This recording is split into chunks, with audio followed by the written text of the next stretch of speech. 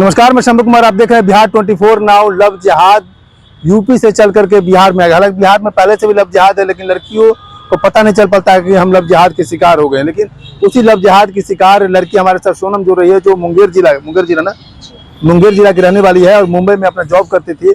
लेकिन मुंबई में एक लड़के से इसे मोहब्बत हो जाती है और पता नहीं चलता है वो लड़का किस धर्म से और किस जाति से। पूरी वाकया को हम समझेंगे, कैसे इनकी प्रेम प्रसंग शुरुआत हुई और कैसे प्रेम प्रसंग का अंजाम खत्म हुआ। चलिए अब बताइए कि आपका प्रेम प्रसंग कैसे शुरुआत हुई थी। मैं मुंबई में मेट्रो में ट्रैवल कर रही थी, घूमने के लिए जा रही थी साथ बंगला रॉक्स। तो उसी मेट्रो में मेरा बॉयफ्रेंड समीर भी था, जो कि उस समय अनजान था। मेरे पास 2 पर्स था। एक पर्स मेरा छोटा वाला था जिसमें कि मेरा कैश था और मेरा आईडी वगैरह था। मेरा पर्स छूट गया था। वो पर्स देने के लिए जिस जगह पे मैं उतरी ना, उस जगह पे वो भी उतरा, मेरा पर्स दिया। उसके बाद फिर नॉर्मली बात हुआ, थैंक यू वेलकम जो भी होता नॉर्मली। उसमें मेरे से कोई कांटेक्ट नहीं था, जान पहचान नहीं था, एकदम अनजान आदमी था। उसके बाद फिर उसने सामने से मुझे प्रपोजल दिया कि क्या आप हमसे दोस्ती करेंगे। तो फिर हमने भी बोल दिया कि ठीक है, हम दोस्ती करेंगे आपसे। उसके बाद फिर उसने मेरे से नंबर मांगा, मेरा फ़ोन का नंबर। हम नंबर नहीं दिए उस समय, बोले नहीं नंबर नहीं दे सकते हैं। अगर दोस्ती करना है, बात करना है तो आप मेरा इंस्टाग्राम का आईडी ले सकते हैं। तो इंस्टाग्राम का आईडी हम दिए उसको। इंस्टाग्राम से मेरा लगभग 5-6 महीना मेरा बात हुआ। उसके बाद फिर इंस्टाग्राम पे ही हमको प्रपोज किया। ऐसे बात होते होते कितने दिन के बाद 5-6 महीना बात हुआ था। उसके बाद उसने मुझे प्रपोज किया। 5-6 महीने जो बातचीत आपकी होती थी, कॉमन बातचीत होती थी जी बिल्कुल नॉर्मल, क्या कर रही हो, खाना खाई, सोई, थक गई हो, नॉर्मल, पूरा नॉर्मल ही था। क्योंकि सामने से वो जब मुझे प्रपोज किया तो फिर बिना सोचे समझे हम भी उसको उसने आई लव यू सोनम लिखा था, हम भी I love you too Sameer लिख दिए थे। फिर हो गया, फिर हम दोनों बॉयफ्रेंड गर्लफ्रेंड हो गए। उसके बाद फिर जिस दिन प्रपोज किए थे ना, उसके 1-2 दिन के बाद हम लोग मिले हैं मुंबई में। कभी इंडिया गेट जाते थे, कभी नेशनल पार्क जाते थे, कभी ताज होटल, मतलब बहुत जगह मुंबई में बहुत जगह है घूमने का। तो हम लोग अक्सर घूमने के लिए जाते रहते थे। उसके बाद फिर सब कुछ अच्छा चल रहा था।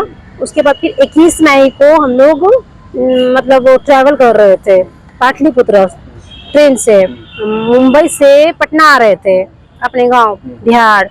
तो एक ही ट्रेन में एक ही जगह और एक ही सीट पे बैठे थे। जनरल बोगी था, मेरा भी टिकट नहीं हो पाया था और उसका भी टिकट नहीं हो पाया था, तो जनरल बोगी था। तो फिर अच्छे से आए, फिर पटना दानापुर उतरे थे।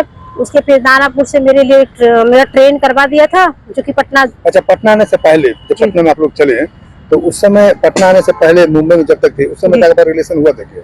हाँ हुआ था मुंबई में रिलेशन हुआ हाँ, था? वहाँ तो कॉमन है ये सब चीजें, वहाँ भी हुआ था। तो फिजिकल रिलेशन हुआ था आपका? हल्का फुल्का हुआ था, लेकिन ज्यादा नहीं होता। ज्यादा जो भी हुआ है रिलेशन हुआ था, थोड़ा बहुत हुआ था, कॉमन था वहाँ पे। लेकिन जो सेक्सुअल रिलेशन थोड़ा बहुत क्या, सेक्सुअल रिलेशन हुआ तो हुआ होगा। हाँ हुआ था, लेकिन मुंबई में तो मिलते ही रहते थे अक्सर, क्योंकि वो कुर्ला काम करता था और मैं मलाट काम करती थी। तो जब भी मेरा छुट्टी होता था, महीने का मेरा 2 छुट्टी था, तो हम उसको बोलते थे समीर को मिलना। और वो तो तब तक आपको ये पता नहीं चलेगा मुसलमान नहीं, कभी ये सब तो कभी मतलब डाउट भी नहीं होता था, क्योंकि वो मुझे नाम समीर बताया, भी पता नहीं चला। कभी कुछ भी नहीं, हिंदी में बात करता था। ऐसा कुछ कोई लैंग्वेज यूज नहीं करता था कि हमको डाउट हो कि वो मुस्लिम कास्ट का है, कुछ भी नहीं होता था। समीर कुमार बताया तो हमको भी लगा चलो भाई समीर नाम है, हिंदू ही होगा। और इतना केयर करता था, सोनम ये खा लो, सोनम खाना खा लो, टाइम पे खाना खाया करो, इतनी पतली हो, जो भी होता है बहुत केयर बहुत ज्यादा। हाँ, इतना केयर करता था ना कि लग रहा था कि हाँ ये मेरे लिए अच्छा बंदा है, इसके अलावा कोई मतलब नहीं है। हाँ ये बहुत अच्छा है, मेरे लिए यही परफेक्ट है, मैं ऐसा सोच रही थी। उसके बाद इसी ट्रस्ट पे मैंने उसको 80,000 रुपए कैश दिया, क्योंकि मेरा सैलरी वहाँ पे 18,000 आपने कैश भी दे चुका है? जी, मैं जहाँ काम करती थी। पैसा रिटर्न मिला आपको? नहीं, मैंने पैसा कैश रिटर्न नहीं लिया है। तो पैसा भी लेकर के लापता हुआ है? हाँ, उसको मैंने कैश। पटना पहुंचे उसके बाद? पटना पहुंचे तो फिर 5 जून को रिलेशनशिप हुआ पटना सगुना मोड़, पटना गेस्ट हाउस करके रूम मिलता है वहाँ पे फिजिकल हुआ मेरा 5 जून को, फर्स्ट फिजिकल। फर्स्ट दिन 4 आपका मुंबई में हो चुका है, लेकिन उतना जो होता है ना खुल के नहीं हुआ था मुंबई में, क्योंकि वहाँ पे होता था ना कि बंदिश था कि इतने घंटे के लिए छुट्टी पे गए हो तो फिर रिटर्न आना है। वहाँ पे दबाव था थोड़ा देर के लिए मेरे पे खास करके, और यहाँ पे कोई दबाव नहीं था। तो इसलिए 5 जून को जब मिले थे तो 3 से 4 बार मेरा फिजिकल हुआ, एक बार पहला बार। फिर 19 जून को मिले सेम जगह पे, तो फुल नाइट हम लोग मिले थे, पूरा रात हुआ फिजिकल, पूरा रात मतलब मान लीजिए ना 9-10 बार। जब रात में आप गए आप ये माइंड मेकअप करके रखे हुए थे कि हम इससे शादी करना है, इससे हाँ, ये शादी के बारे में शादी करना है तो चलो कोई बात नहीं। हाँ हाँ जी जी बिल्कुल, क्योंकि शादी के बारे में ना वो तो हमको बोल रहा था तुम मेरी बीवी हो। ट्रेन में भी 1-2 आदमी पूछा था, मतलब पब्लिक पूछा था कि कौन है, तो बोले ये मेरी बीवी है। पब्लिक को भी उसने बताया, पब्लिक पूछा तो हाँ कि ये कौन है, तो बोला ये मेरी वाइफ है, मेरी बीवी है, मेरी 50% की बीवी है, ये मेरी 50% की बीवी ये बन चुकी है, ऐसा कुछ बोला था। तो फिर मुझे जब मेरे फिजिकल हो रहा था तो उस समय भी बोला कि अरे तुम मेरे से शर्मा रही हो, तुम तो मेरी बीवी हो, तुम मेरे से क्यों शर्मा रही हो। तो फिर ऐसे से करके ऐसे वर्ड्स यूज करके मैं उसकी तरफ कन्वर्ट होती चली गई। तो फिर उनको कोई डाउट नहीं था, तो फिजिकल के लिए हम रेडी हो गए थे पटना में। उसके बाद आप फिजिकल के बाद आपका कोई मतलब वो उसके बाद मैं प्रेग्नेंट भी हुई हूँ, 1.5 महीने का मेरा प्रेगनेंसी को मिसगैरेज भी करवाया, मेरा खराब करवाया। जब आप प्रेग्नेंट हो गए तो आप ये बात बोले ना कि आप शादी कर लो? जब मैं प्रेग्नेंट हो गई थी तो उसको बोला कि समीर अब क्या होगा, तो बोला कुछ नहीं होगा, अभी दवाई तुम खा लो, तुम्हारा तबियत सही नहीं होता। मेरे स्वार्थ पे लेके मतलब तबियत को लेके वो हमेशा मतलब ये मुझे नीचे करता था कि तुम्हारा तबियत सही नहीं हो, तुम्हारा तबियत सही नहीं होता है, इसलिए तुम दवाई खा लो।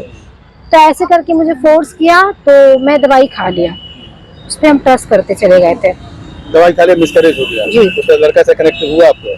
हाँ, उसके बाद भी बात हुआ है। कितने दिन तो बात हुआ? मिसगैरेज होने के बाद, मिसकैरेज के बाद ही रिलेशन बना आपका? नहीं, मिसगैरेज के बाद रिलेशन नहीं बना। कितने दिन तक रिलेशन में रहे हैं? मतलब बातचीत में हुआ है, मतलब वो 15-20 दिन तक बात हुआ था। उसके बाद छोटी-छोटी बातें, नंबर ब्लॉक कर देना, व्हाट्सएप ब्लॉक कर देना, मतलब इग्नोर करना, कोई भी बात को रिस्पेक्ट नहीं देना, मतलब वही से रिलेशनशिप। पहले वाला रूप नहीं था, पहले मेरा रूप नहीं था। और छोटी ये इनसे फिजिकल रिलेशन बनाना जब था तो इनको बाबू भैया जो भी मोहब्बत में जो लड़की को बोला था वो लड़की इनको बोल रही थी, वो लड़का बोल रहा था समीर बन करके, इनको पता नहीं चला था वो मुसलमान है। लेकिन ये क्या बोलते हैं, जब इनसे रिलेशन काम निकल गया, इनसे रिलेशन बना लिया तो वो लड़का दरकिनार निकल। एक सवाल मेरे मन में खटक रहा है, जब आप रिलेशन में थे तो जब रिलेशन में आए चाहे मुंबई में या कहीं जी, तो उस समय भी आपको पता नहीं चला कि लड़का, क्योंकि उसके शरीर में कुछ ऐसे भी एक्टिविटी होते हैं जिससे पता चल जाता है कि वो लड़का मुसलमान है, हिंदू है, उस समय आपको पता नहीं चला? मैं बताना चाहूंगी, मैंने उसको कोई भी बॉडी को देखा ही नहीं, ठीक है। जब मेरे साथ रिलेशन हो रहा था तो मैं अपने आँख को पहले तो मैं आँख खोली ही नहीं, क्योंकि मुझे शर्म आ रही थी। मैं आँख नहीं खोली और ना ही मैं कभी कुछ गौर किया। फिजिकल हुआ मैं मानती हूँ, लेकिन मैं अपने आंखों से कुछ नहीं देखा है, इसलिए मैं नहीं सोच सकती थी कि वो मुस्लिम है। और नाम भी समीर बताया था तो थोड़ा सा भी डाउट नहीं जा रहा था, इसलिए आप उस पर कोई शक नहीं कर रहे? कुछ भी नहीं। वो मेरे से बात नहीं करता था तो मेरा तबीयत खराब हो जाता था, मैं रोती गाती रहती थी हमेशा कि तुम मेरे से बात करो, क्योंकि हमको ना उसका ना मतलब ये हो गया था, नशा हो गया था एक तरह से। एहसास है आप गलती की है? हाँ, इस चीज को तो मैं मान ही नहीं हूँ। प्यार शादी से पहले रिलेशन वाली लड़की के लिए सही बात है? गलत है। ये गलत है। आपने रिलेशन किस भाव में बनाया? शादी के भाव में बनाया या भावनाओं में बह गई थी? शरीर की भूख थी? नहीं, शरीर की मेरी भूख नहीं थी, मैं इमोशनल हो गई। उसके बाद को इमोशनली मतलब रिस्पेक्ट देने लगी, उसको समझने लगी कि हाँ ये मेरे से सच में प्यार करता है।